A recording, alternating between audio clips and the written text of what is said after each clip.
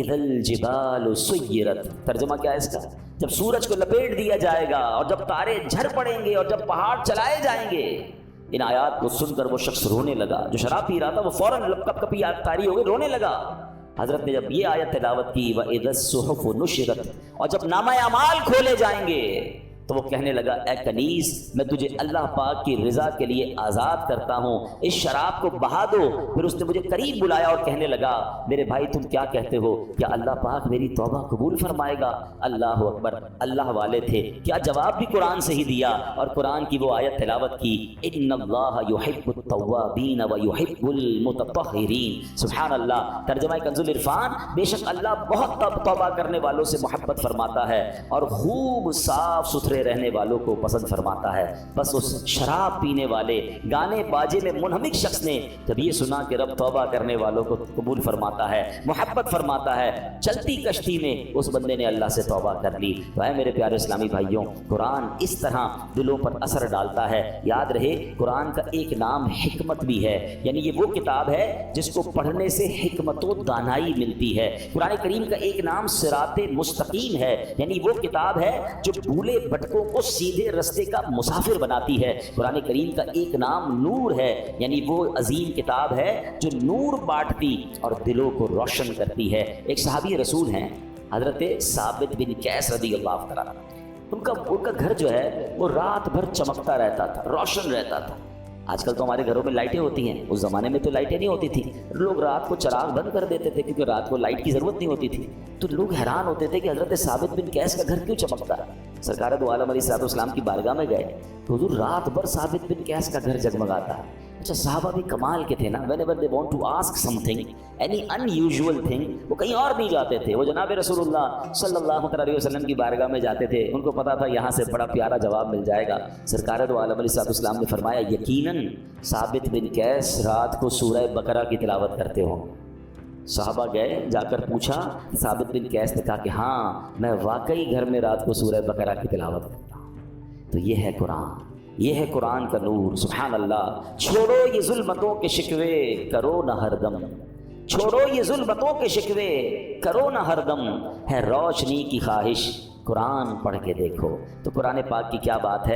اب قرآن پاک جہاں طبیعتوں پر اثر ڈالتا ہے، انسان کی کیفیتوں پر اثر ڈالتا ہے، وہ قرآن کریم امراض کو بھی دور کرتا ہے۔ جی ہاں، قرآن کریم باطنی امراض کو بھی دلوں کے صاف کرتا ہے، جسمانی امراض کو بھی کیسے دور کرتا ہے ذرا سنیے گا۔ قرآن میں اللہ فرماتا ہے یا ایھا الناس قد جاءتکم موعظۃ من ربکم وشفاء لما فی الصدور۔ ترجمہ کنز العرفان، اے لوگو تمہارے پاس تمہارے رب کی طرف سے نصیحت اور دلوں کی شفا آ گئی۔ مشہور مفسر قرآن حکیم الامت حضرت مفتی احمد یار خان نعیمی رحمۃ اللہ تعالی علیہ اس آیت کے تحت فرماتے ہیں قرآن کریم رب کی طرف سے بندوں کی روحانی پرورش کا ذریعہ ہے۔ دل کی بیماریاں جو ان پٹ ہوتا ہے نا، دل کی جو باطنی بیماریاں ہیں، فرمایا جہالت، شک، شرک، نفاق، برے عقیدے، برے اخلاق، حسد، کینہ، ہوس، دنیا کی حرص، عداوت، یہ تمام گناہ جو ہیں ان قرآن کریم ان سب کی اصلاح کرنے والا ہے۔ اللہ کرے کہ ہم قرآن کو پڑھیں اور دل سے پڑھیں، انڈرسٹینڈ کرنے کی کوشش کریں کیسے امپیکٹ ڈالتا ہے۔ ایک اور واقعہ سنیں، اللہ ان توبہ کرنے والوں کے صدقے ہمیں بھی سچی توبہ عطا فرمائے۔ علامہ ابن جوزی رحمۃ اللہ تعالی لکھتے ہیں ایک عبادت گزار بزرگ تھے، 40 سال تک بر اعظم افریقہ کا بڑا مشہور ملک سوڈان، وہاں ایک غار میں رہ کر اللہ کی عبادت کرتے تھے۔ کہتے ہیں میں اس غار میں تھا تو ایک شخص اس غار میں آ گیا اور اس کے پاس کھانا بھی تھا، شراب بھی تھی۔ وہ آ کر بیٹھ گیا، اس نے مجھے دیکھا نہیں، میں اسے نظر نہیں آ رہا تھا، تو اس نے شراب پینا جب جیسے شروع کی، برتن اٹھایا تو میں نے اونچی آواز میں قرآن پاک کی یہ آیت تلاوت کی۔ یہ آیت جو ہے نا کئی لوگوں کی توبہ کا سبب بنی ہے۔ بڑے بڑے بزرگ جو ہیں جو بدلے ہیں، جو ان کی لائف کا ٹرننگ پوائنٹ تھا نا، وہ یہ ایک قرآن پاک کی آیت ہے۔ کبھی موقع ملا تو میں انشاءاللہ اس آیت کو مزید اس کے واقعات بیان کروں گا۔ حضرت کہتے ہیں کہ میں نے اس شرابی کے سامنے غار میں بیٹھ کر قرآن کی آیت پڑھی۔ ذرا اس آیت کا ترجمہ بھی سنیے گا۔ آیت کیا ہے؟ پارہ 27 ہے، سورہ حدید، آیت نمبر 16۔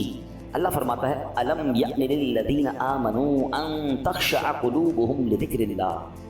کیا ایمان والوں کے لیے ابھی وہ وقت نہیں آیا کہ ان کے دل اللہ کی یاد اور اس کے حق کے لیے جھک جائیں؟ کیا اب بھی وہ وقت نہیں آیا؟ قرآن نے گویا ہلایا ہے، جھنجھوڑا ہے۔ اب اس زمانے کے لوگ تو عربی سمجھتے تھے، تو وہ کہتے ہیں جیسے ہی میں نے وہ آیت پڑھی تو نوجوان رک گیا شراب پینے سے، دائیں بائیں دیکھا، اس کو کوئی نظر نہیں آیا۔ جیسے ہی دوبارہ اس نے برتن شراب کا اٹھایا، میں نے پھر یہ آیت پڑھی الم یأن للذین آمنوا ان تخشع قلوبهم لذکر اللہ، کیا ایمان والوں کے لیے ابھی وہ وقت نہیں آیا کہ ان کے دل اللہ کی یاد اور اس کے حق کے لیے جھک جائیں؟ اب کی بار تو جب قرآن کریم اس نے سنا تو اس کے دل میں یہ باتیں تاثیر کا تیر بن کر اتر گئی، ہاتھ سے شراب گر گئی اور کہنے لگا بلا واللہ قد آن، کیوں نہیں، خدا کی قسم وہ وقت آ گیا ہے، میرا دل اللہ کی طرف جھک گیا ہے، بس یہ کہتا جا رہا تھا، وہ غار سے نکل گیا۔ وہ بزرگ کہتے ہیں میں پیچھے پیچھے چلنے لگا کہ دیکھوں اب اس کی توبہ کیا رنگ